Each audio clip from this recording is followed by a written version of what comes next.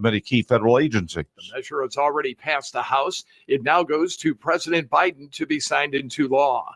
Lawmakers have been negotiating a second package of 6 bills, including defense, in an attempt to have all federal agencies fully funded by the March 22nd deadline. That's correspondent Mike Kempen reporting. President Biden hits the campaign trail. On Friday, Biden spoke in Pennsylvania. The campaign says that he and the vice president will visit every major swing state in the coming week.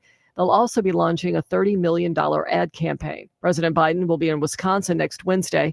It will be his 4th trip to Wisconsin in the past 7 months. First Lady Jill Biden was in Waukesha last weekend. Tasha Stevens reporting. A bill that could ban TikTok is advancing out of committee. The House Energy and Commerce Committee unanimously voted to advance the bipartisan bill on Friday. It would require the social media app's China-based parent company ByteDance to divest from the app. If the bill gets passed into law, ByteDance would then have about 5 months to sell TikTok. France's constitution now recognizes what it calls a guaranteed right to abortion. Justice Minister Eric Dupont-Moretti uses a 19th century printing press to seal the amendment in France's constitution at a special public ceremony. Applause filled the cobblestone Place Vendôme as France became the first country to explicitly guarantee abortion rights in its national charter. While abortion is a deeply divisive issue in the US, it's legal in nearly all of Europe and overwhelmingly supported in France, where it's seen more as a question of public health rather than politics. I'm Charles de Ledesma. This is SRN News. The following program is sponsored by the law offices of Patrick L. Smith. This is the Attorney Patrick Smith Show. Get ready with your legal questions and call Patrick now. 877-943-9673. Again, that's 877-943-9673. The law office is open. And now your host, Patrick Smith. Good morning and welcome to another edition of the Attorney Patrick Smith Show. I'm your host, Attorney Patrick Smith. Sounding a little different than usual today. A little case of laryngitis. So if you call in, don't be surprised if I let you do way more talking than normal. 877-943-9673. 877-943-9673. This is Patrick Smith, your local Central Florida attorney, and you're listening to the Attorney Patrick Smith Show. Welcome to all you brand new listeners out there. Lots of you every week. We really appreciate you joining the family and being part of the Attorney Patrick Smith Show. The way the show works, call in with your legal questions. We give you the very best answers that we can live over the air. 877-943-9673. Today's show, we're going to be hitting a handful of topics. We're going to talk about an interesting subject that came across my desk. Actually, my gorgeous wife was the one who suggested we cover this particular piece, the difference between lawyer and attorney. Kind of just an interesting little fun set of facts. In addition to that, we're going to be discussing, of course, the Supreme Court ruling regarding President Trump and the Colorado ballot. In addition to that, we'll be taking your calls. So feel free to call in now with your legal questions. 877-943-9673. 877-943-9673. Again, I know it doesn't sound like me, but it's me. I promise. This is Attorney Patrick Smith, and we will be with you the next hour answering all of your legal questions. 877-943-9673. And as usual, you can always email your questions directly to me, patrick@attorneypatricksmith.com, patrick@attorneypatricksmith.com. A couple of thank yous to give out first.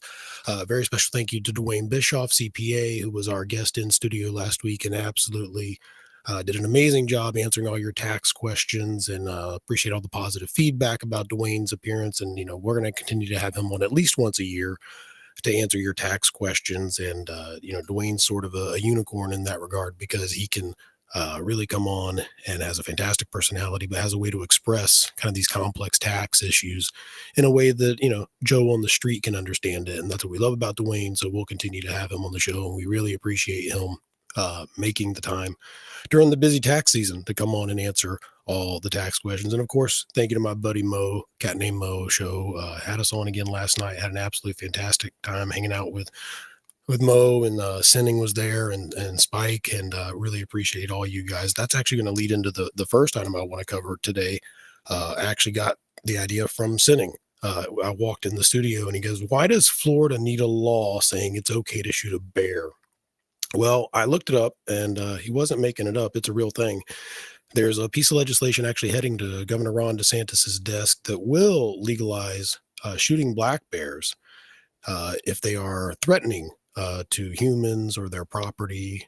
There's some special restrictions here, though, with regard to why you can shoot them and the answer to Cindy's question, why do we need the law? Because the black bear was threatened.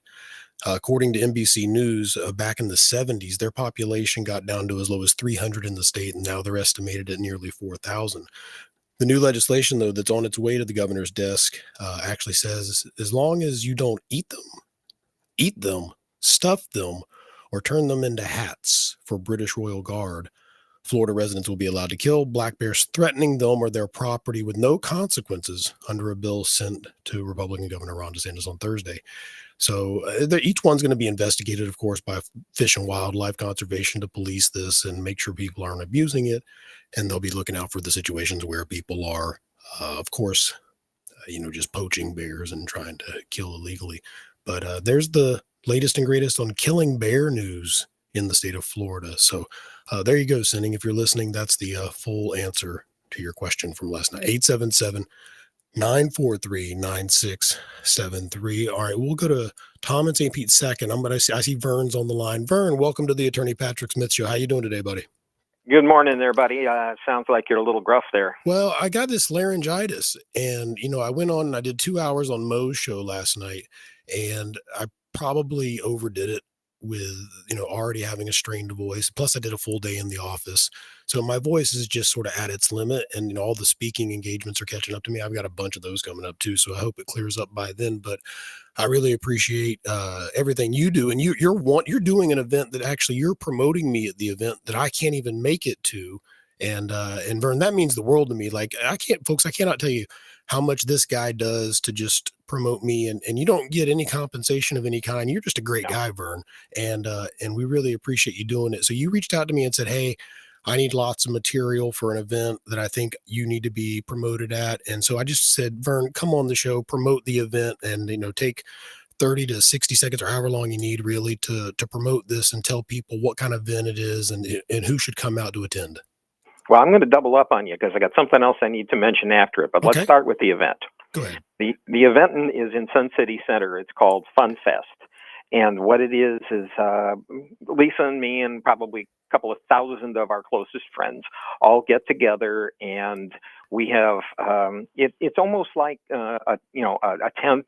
You go to a market or something like that, and many of our clubs, many of our businesses, many of our organizations, case in point, we've got K-Wine, who is there selling bricks for the Veterans Memorial on the other side of town, that kind of thing. All of those there. The emergency squad's there. The security patrol is there. The sheriff's office has a presence. And there's going to be all kinds of food. Our men's club has 1 pound pork chops. Don't get anybody ideas. Lisa has been assigned to go over and get our pork chops first. And then there's entertainment. Free and all this is free, by the way. This is gratis and open to anybody that wants to come. And I'll tell you where it is again in a minute. But we've got a group called the Dukes, another singer called, his name's Kevin Brooks, and his brother is Billy Elvis Lindsay. And those who have not seen Billy Lindsay's Elvis impersonation, this boy is spot on. I think I've seen something about him on Facebook. Yeah, he's pretty convincing. He is extremely good, and he's our age. Yeah. So ours, not yours. I was going to say, you say our age. I didn't realize we were that close, Vern. So. We're not. Okay. You're the same age as my kid. You're about to be adopted as my 4th kid because I have 2 sons, Jeff, Mary, and now you. Well, I appreciate you saying that, Vern. That's very kind. But anyway, it's from 9 to 2. It's in Sun City Center at the intersection of Cherry Hills and North Pebble Beach. And trust me, you won't be able to miss it. People who are in the area that are listening that are going to want to come, parking is abysmal. So we have arranged for our community hall down on South Pebble Beach. The parking lot's going to be open, and an organization here, Aston Gardens, is going to provide 3 shuttle buses and shuttle people back and forth. so that to ease up the parking issues. That goes from 9 to 2. It's free. Come over, say hi. We'll be on the gazebo. We won't be broadcasting from there, but we are going to play wall-to-wall music. So 9 to 2 today. 9 to 2 today. They can come out and meet Vern Hendricks in person at FunFest Sun City Center. Yep. Vern. And the other thing. Yeah, what was the second thing? Go ahead. Okay, the other thing has to do with legislation that has recently been passed that has been sent to the governor's desk, and it is Senate Bill 556 and House Bill 515, and it's the idea is to protect seniors from scams. Here's the thing: seniors who are over 65 who go into their brokerage houses and say, I want to take $50,000 or $100,000 out of my 401k, and I'm gonna send it to wherever. I'm not buying a house. I'm going to, I just need to send it to these people, and the brokers can go, whoa, hold the phone. Let's check this out. Well, that law is about to be ported over to the banks. So if somebody goes in and tries to withdraw $50,000, $25,000, any amount that a teller thinks is out of character for that person can say, hold it, let's check this out, and can actually legally put a hold on it and get in touch with law enforcement. And all of this is an attempt to thwart scanners. And so the bill was finally passed in the waning moments of the session here up in Tallahassee. And it is now on its way to the governor's desk for signature, and we are confident as we can be that he's going to sign it. And this legislation is thanks to a couple of people that or at very least I hope Deputy Jeff Mary, and our own Kim Droege. Yeah, I know Kim well.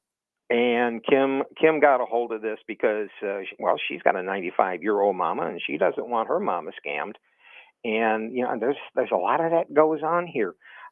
We had two scams in 2022. These ones really anger me. 2 scams, 2 families. One was a romance. One was a publisher's clearinghouse. You have won. All you got to do is pay the taxes. Yeah, I've seen both these types of scams, Vern. Well, these 2 lost $1.55 million. Total or each? Total. Yeah. 800 to one and 750 to the other. Wow. Well, yeah. Good work on the legislation to all those involved, and it sounds like the governor will sign it and take a big step to protecting our elderly. I was talking to some bankers recently, and they said there's been a huge uptick in this sort of scam and sort of attempted exploitation of the elderly, and I think it's a sign of the bad economy. For the most part, and just people getting desperate. So unfortunately, they turn to victimize the most vulnerable among us, which often are the elderly. And I couldn't agree more with protecting them. Yeah, it's wonderful. And the beautiful thing about it is it's not telling the banks you have to do anything. It's telling the banks you can do this. 32 other states have this legislation, and once it's signed here, we'll be number 33. But again, it's not bank, you have to do this. It's bank, if it smells bad, you can do this. Well, Vern, this is what I love about you. Like, I had you call into the show to promote FunFest, and then here you are adding fantastic content about new legislation designed to protect the elderly on the fly. Vern, you're the man. I really appreciate it. Hey, listen, I appreciate everything that you do down here. I understand your office is so busy that people are standing in line to get an appointment with you. Yeah. And like I said, the good news is I saw you Tuesday. You shook my hand. I do not have the crud. So whatever it was is not contagious. Yeah, no, absolutely. I feel fine. It's just the voice. So I don't know what's going on, but maybe just a case of vocal strain. I don't know. We'll see. But Vern, I appreciate your concern. Give your beautiful wife my best, and you guys have a blast out at FunFest today. Okay. All right. Thank you, buddy. And All we'll right. talk to you soon. Thank you, Vern. All righty. If you want to be part of the show, 877-943-9673. Vern's also our producer and board op and everything down at Sun City Center on Sun Radio, your community radio, 96.3 FM. For all those of you listening down in Sun Radio, we appreciate you guys and everyone else listening on your local station. If you want to be part of the show, this is the Attorney Patrick Smith Show, and I'm Attorney Patrick Smith, despite sounding not like Attorney Patrick Smith.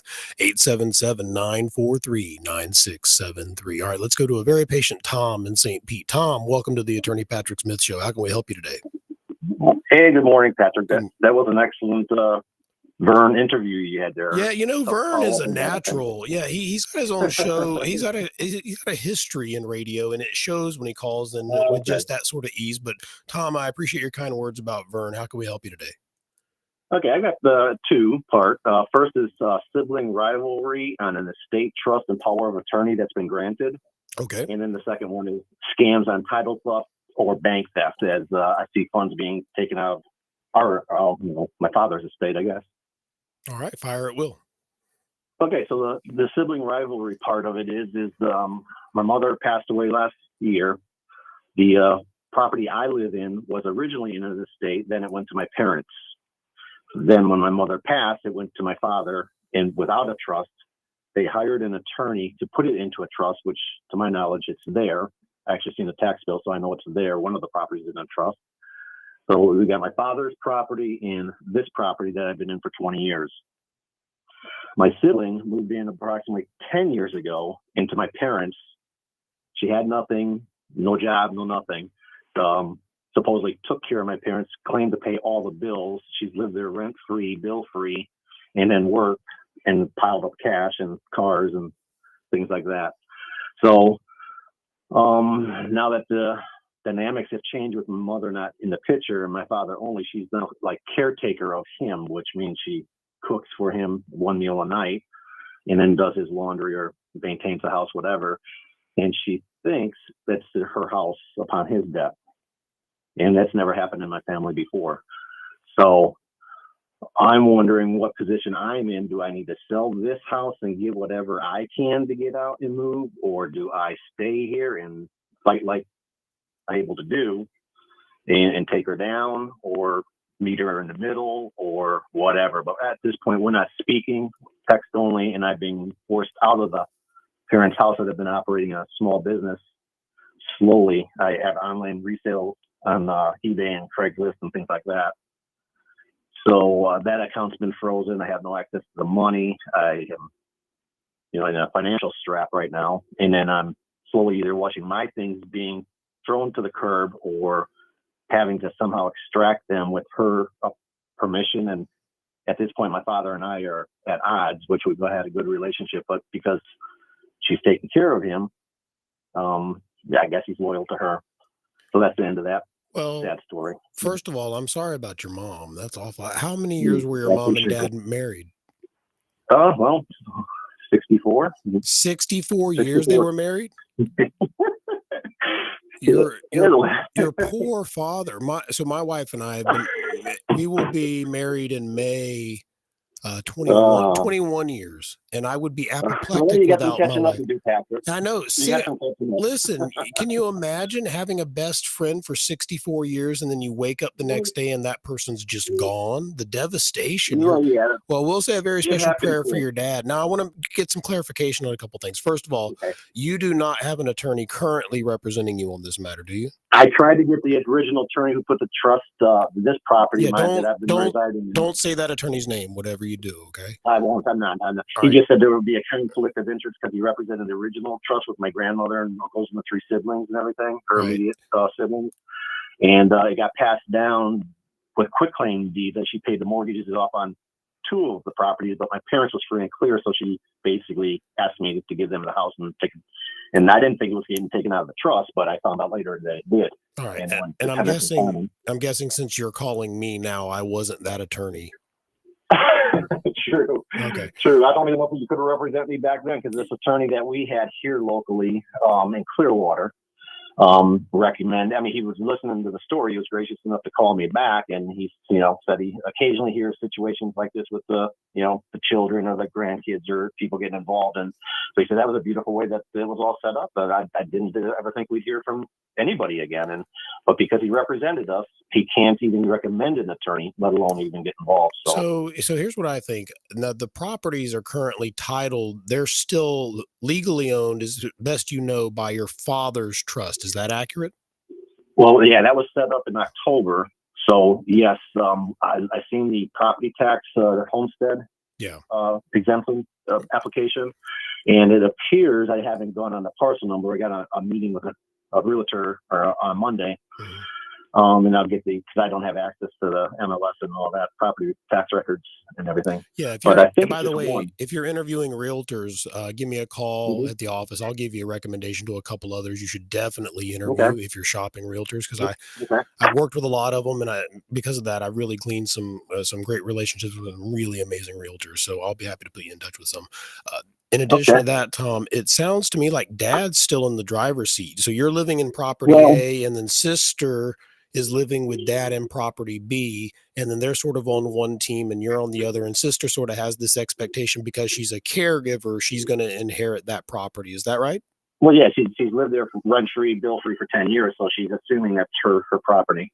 Okay. And are you, When both parents pass away. I mean, if there were an accident, we wouldn't have this conversation. It's just one passed, and property A, to flip it, property A is my parents' house, which my father is now sole beneficiary of.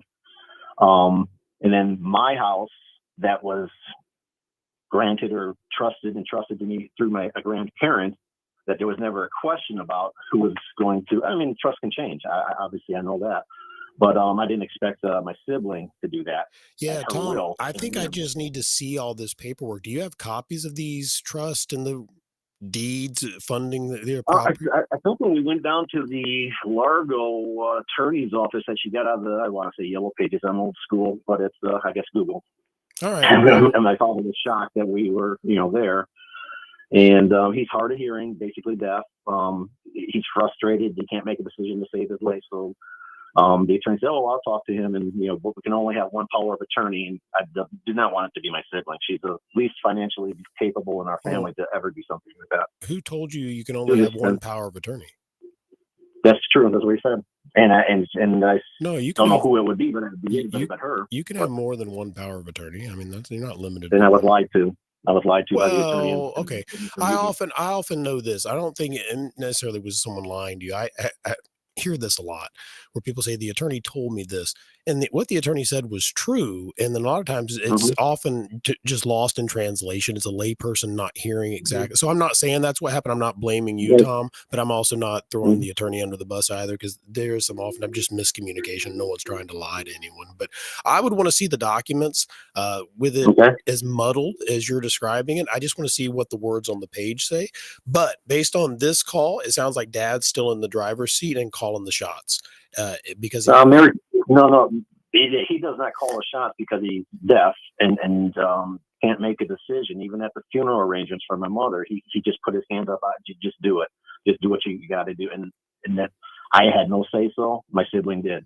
So he's not in control. That's kind of the thing. Has he been declared incapacitated by like a neurologist or anything? My understanding, she had a battery of tests done, and he didn't want to take any tests, but she insisted, my sibling insisted that he said he didn't want to. But I'm assuming, and talking to the other attorney that couldn't represent me, he said, well, it sounds like he was having cognitive tests done, and said just blood tests for diabetes. So yeah, well, he's still presumptively competent then. So I mean, like I said, he's in the driver's seat now. It sounds like he's vulnerable, and I hear your concern about someone possibly influencing him during this time when he's vulnerable and possibly incapacitated, but just hasn't been diagnosed as such. Yeah, there's some potential solutions there, but it's probably best we discuss those off the air and not live on live radio. So Tom, when we answer your second part of your question, after your call, I'll give out the office line so you can give me and I can meet you in my Clearwater office. I was there all day yesterday, and we'll get you in for a Clearwater appointment and meet with you and get everything figured out, Tom. But I'm sorry you're having to go through this. And I'm really sorry for your dad losing his bride of 64 years. That is awful. So what was the second part of your question, Tom? Okay, well, then it kind of relates to this as far as the scams. Title theft, we've been hearing a lot on promotional advertising.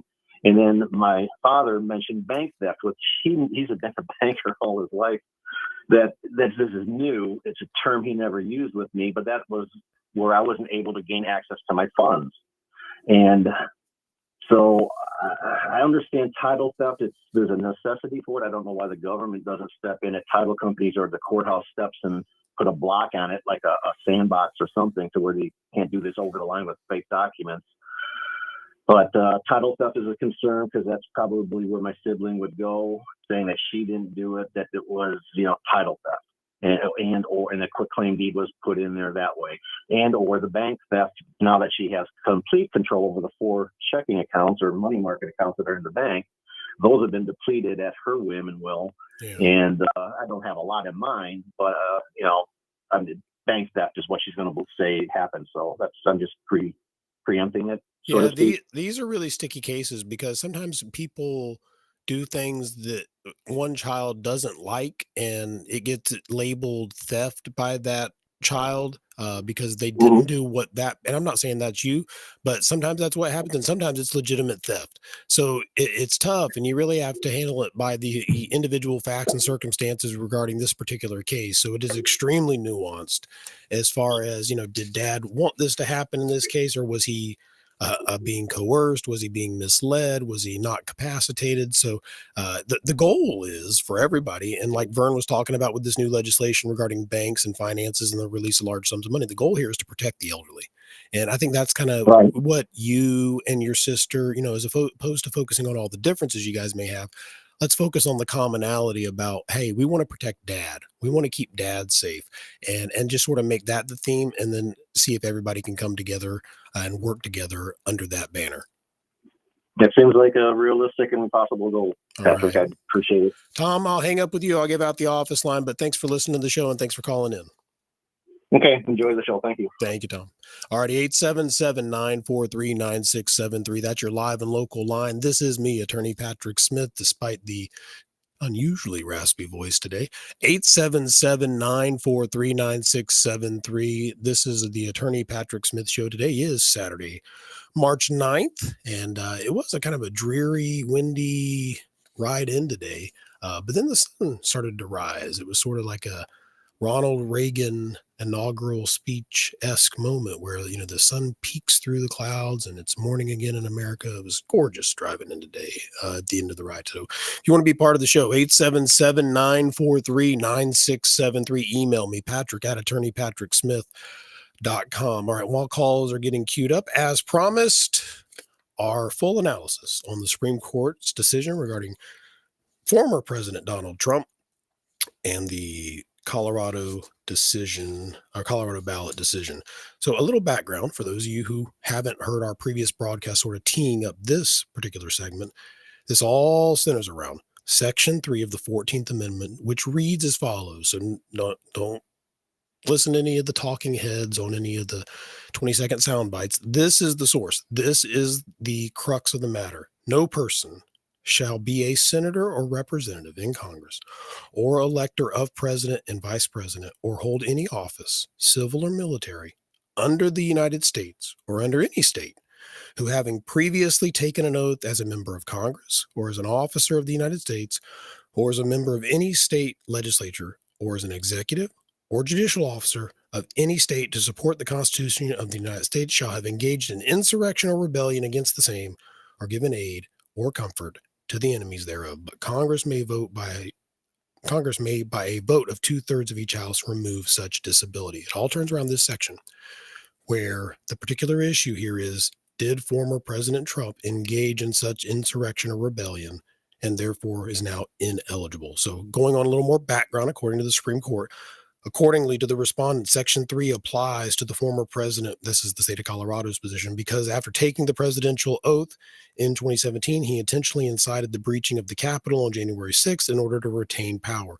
They claim that he is therefore not a qualified candidate, and that as a result, the Colorado Secretary of State may not place him on the primary ballot. After a 5-day trial, the district court found that the former president had engaged, quote, in insurrection within the meaning of Section 3, but nonetheless denied the respondent's petition. The court held that Section 3 did not apply because the presidency, which Section 3 does not mention by name, is not an office under the United States, and the president is not an officer of the United States. So that's sort of the tee up. That's where we are. Colorado says you can't be on the ballot. The Colorado Supreme Court accordingly ordered Secretary Griswold not to list President Trump's name on the 2024 presidential primary ballot or count any write-in votes cast for him. Chief Justice Boatwright and Justice Samore and Birkenkotter each filed dissenting opinions. Under the terms of the opinion of the Colorado Supreme Court, its ruling was automatically stayed pending the court's review. We, the Supreme Court of the United States, granted former President Trump's petition for cert, which raised a single question. Did the Colorado Supreme Court err in ordering President Trump excluded from the 2024 presidential ballot? And they concluded that they did make an error and they reversed the decision. So that's where we are.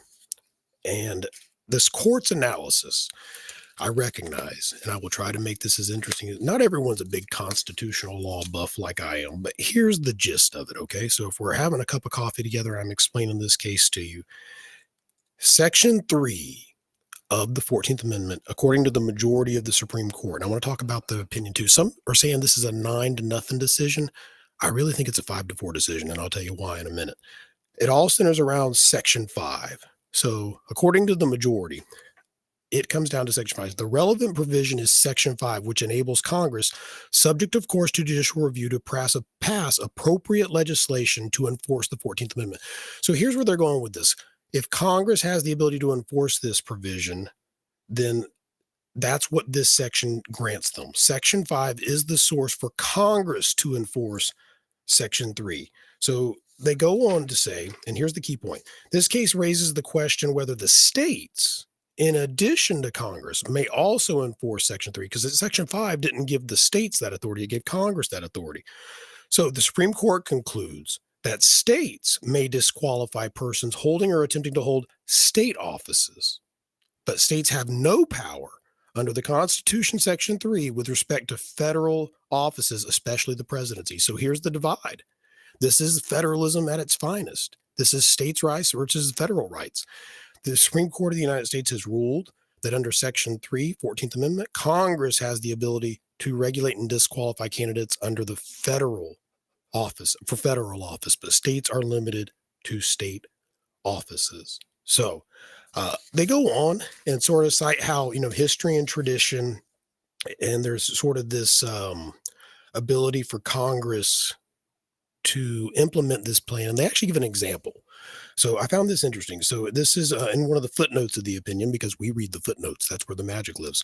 Shortly after the 14th Amendment was ratified, for instance, Congress enacted a private bill to remove Section 3 disability of Nelson Tift of Georgia. So notice who was removing it. It was Congress. It wasn't done at the state level. And they make a great point later in the opinion. If you allowed the states to do this to federal offices, the fragmentation throughout the union would be a nightmare. You'd have candidates on some states, not on other states. So they were making the case for uniformity. And even those who join in the concurring opinion that really make this a 5-4 decision, not 9-0, in my opinion, recognize that we need uniformity at the federal level. So for that reason, we can't have the states with this ability to enforce this with regard to federal offices. So basically what happened here, they removed the disability of Nelson Tift of Georgia, who had recently been elected to represent the state of Georgia in Congress. So in that regard, it's clear according to that. And also they point out how there's no history or tradition of states disqualifying federal candidates. So they make that key point, and a lot of like the classic conservative justices analysis, pointing out that history and tradition just wasn't on the losing party's side here. Now, when we look at the concurring opinion in this case, which was drafted by Justice Sotomayor, Justice Kagan, and Justice Jackson. So those particular justices basically make the point that the majority here, the 5 justices behind their interpretation of Section 3 as powered by Section 5 of the 14th Amendment, they say we went way too broad. You're going and making way bigger decisions about states and federal offices. We're asked to decide one very narrow issue here. Can President Trump remain on the Colorado ballot? And basically the concurring opinions by Sotomayor, Kagan, and Jackson are saying, why are you going so broad? If a narrow decision solves the problem, why run wild and make a broader decision and rule out potential rulings in future cases? So that's really why I think it's not a 9-0 decision. I mean, I think it felt to me when I read this opinion like it was a very much a strained effort to appear 9-0, just to have unity in the court on this in a time when the country's so divided. I think the court wanted to appear unified on the decision. So they strained really hard and they pulled it off. But when you read the opinion, you read that concurring opinion, it's like, yeah, we agree with the outcome, but why are you so broad in your interpretation? I mean, it is as close to a dissent of a concurrence that you'll ever get without dissenting, in my opinion. So that is our analysis of the Supreme Court decision's ruling on President Donald Trump and the Colorado ballot. Did they get it right? Did they get it wrong? Do you have an opinion on it? 877-943-9673. This is the Attorney Patrick Smith Show. 877-943-9673. And you can always email me, patrick@attorneypatricksmith.com. I did promise Tom that office line.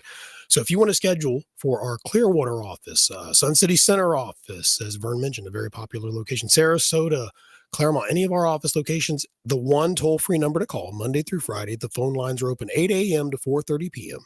877-754-6764. 877-754-6764. And again, you can always email me directly, Patrick at Attorney Patrick Smith, requesting an appointment. You can go to the website and submit an appointment request, or you can just call the office line Monday through Friday, 8 to 4:30, 877-754-6764. All right. If you want to be part of the show, though, that number, toll free, open studio lines, 877-943-9673. All right. Let's go to Sarasota. Let's talk to Joan. Joan, welcome to the Attorney Patrick Smith Show. How are you today? Good morning. I'm suffering from the same thing you are. Oh, you got it going on too? Yeah. Yes, Do you think it's pollen related? Someone told me that it might be due to like a record high pollen count right now. I'm not sure. It hit me very quickly. Regarding the Supreme Court decision, there was never a doubt in my mind that that's the way it would turn out. It has to do with states' rights and federal rights. You know, how can they possibly have done that? You know, keep him off the ballot. That's my opinion on that one. Well, the irony, though, is by putting him back on the ballot the way they did, they actually limited states' rights. Of course, because they have to be limited with the federal election, wouldn't you say? Well, that's what essentially both sides agree on, is they say if you don't have this where the federal government, Congress specifically, regulates federal office ineligibility, then you have this fragmentation where, you know, Arkansas, Louisiana, Alabama keep a candidate off that California, Texas, and New York allows to be on the ballot. How do we have uniformity among the union when it comes to federal elections? So I think that's ultimately, for me, the sort of linchpin in the argument. But I kind of see where the concurring opinion's coming from. Why did you go so broad with this when a very narrow decision would have solved it? But I can also see what the majority was doing. They said, look, if we don't do this now, we're going to be doing it a year from now, and then 3 years from now, and then 5 years from now. So let's go ahead and nip it in the bud. Like Barney used to say, you nip it in the bud. And then they went ahead and did it now. And that way the court can, you know, appear unified. I don't know. It's a tough case because I can kind of see both sides of the argument. But ultimately that fragmentation argument drives me to believe that they got this 100% right, because I think it's a real threat to the union if we allow states to remove federal office holders or seekers of federal office from the ballot. Essentially, the Civil War also was about states' rights. Well, it was. I mean, it was about so much more than that. But yeah, states' rights was definitely, it was about slavery. It was about humanity. Right, it was about doing the right thing. Yes. So, yeah. Let me ask you a question. Did they contact you with regard to coming down to the Meadows? I believe so. I thought I saw some communication about that. And you know what? Let me see if I can do this real quick. I don't know that I have my calendar handy, but let's try it live on the air. So yeah, So is it right? It's Joan, right? Beg your pardon? Your name is Joan, right? Joanne. I thought it was Joanne. The call screen says Joan, and I was like, I thought it was Joanne who was setting this up for me. So this is Joanne from Sarasota. You're my regular Joanne from Sarasota. So exactly. Yeah, I remember you, Joanne. Okay, dear. And yeah, I can't search my calendar right now, Joanne. It's not acting fine. right. But I do remember getting a call and talking to my operations manager and him asking me about it. So I believe it's on the calendar. Wonderful. You call me at the office on Monday. I'll check with the powers that be and make sure that I tell you the exact date and time. Because do you live at the Meadows? Yes. Oh, great. Well, I'll look forward to meeting you. I'm the one that went in and I talked to the girl, Sue. Well, then I definitely want to meet you and shake your hand, Joanne, and say thank you. Okay. So I'll make sure you find out. Did you bring up the speech by the president at all? You mean the State of the Union address? Yes. No, because I don't really want to do politics on the Oh, the good. program. All right. Yeah, I mean, my wife is a great muse for me, and she says to me all the time, she goes, "If you want to do a politics show, do a politics show, but don't do it on this show." Like this show, I really like to keep it in the lane of legal issues, and that's why, when we do something like the Supreme Court opinion on President Trump and the Colorado ballot, I try to stay in that constitutional law lane without seeming nerdy or boring everyone to death, but at the same time, it's so easy to tip over. And I feel like if we cover a State of the Union address on the show, there's really not much of a legal angle. I mean, most of that's just legal pandering, no matter who's giving the State of the Union address. I mean, Right. it's classic campaign stumping. So I mean, we can cover it if you really want me to, Joanne, but I'm so afraid that it would get into a political show, which I really think is not what I'm trying to do for the listeners. Okay. Well, final question. As a result of the decision by the Supreme Court, what about the other states that are trying to keep him off?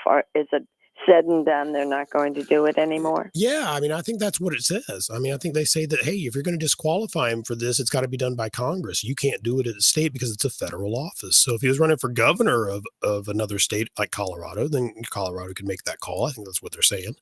And Right. so I think it is settled. Yeah, that's my opinion, at least currently, until I see something otherwise.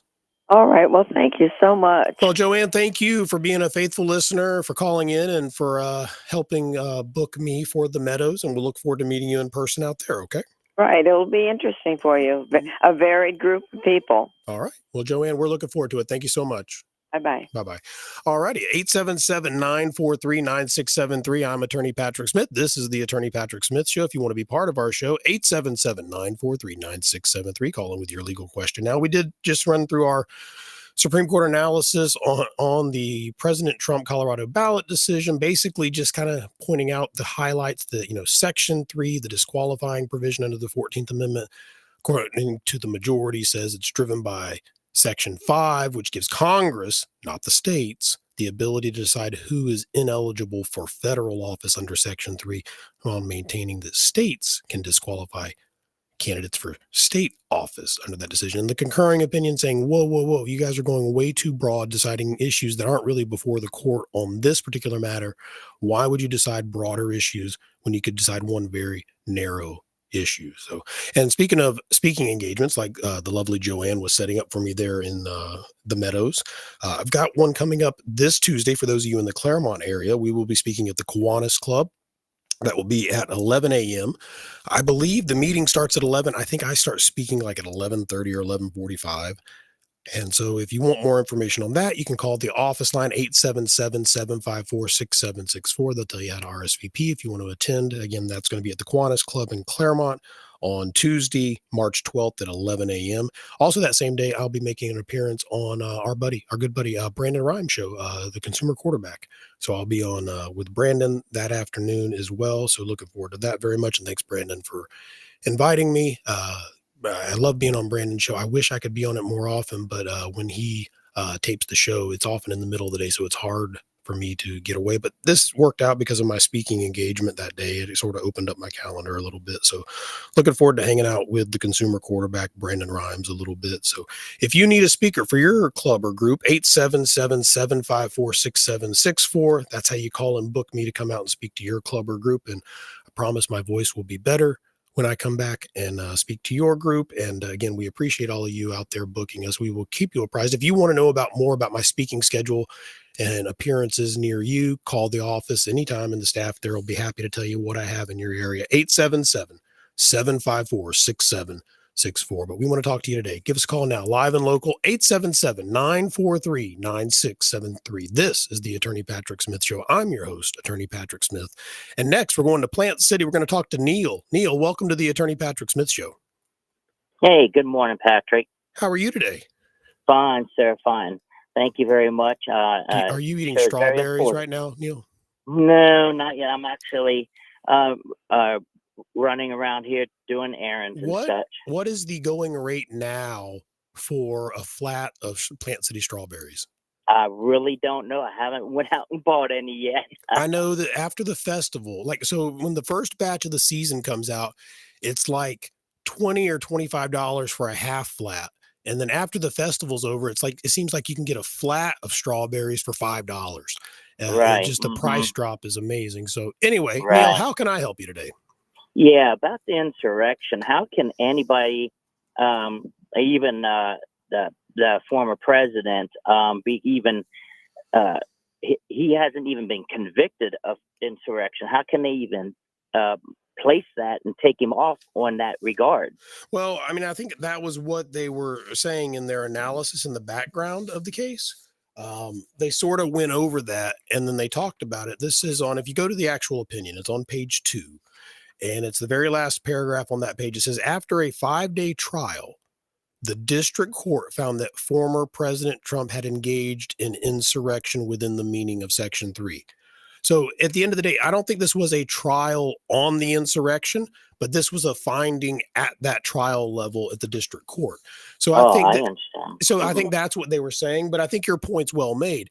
If it's not a trial on the insurrection, if I'm having a trial about are you on the ballot or not, and then we happen to sort of find, oh yeah, you participated in an insurrection, but the trial isn't about did you participate in an insurrection?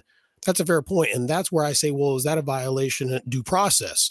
I mean, there has to be a little more due process there to determine whether or not someone's actually participated in an Yeah. insurrection. Otherwise, if we can just say, yeah, we're going to sort of stipulate, yeah, he participated in an insurrection, now he's ineligible.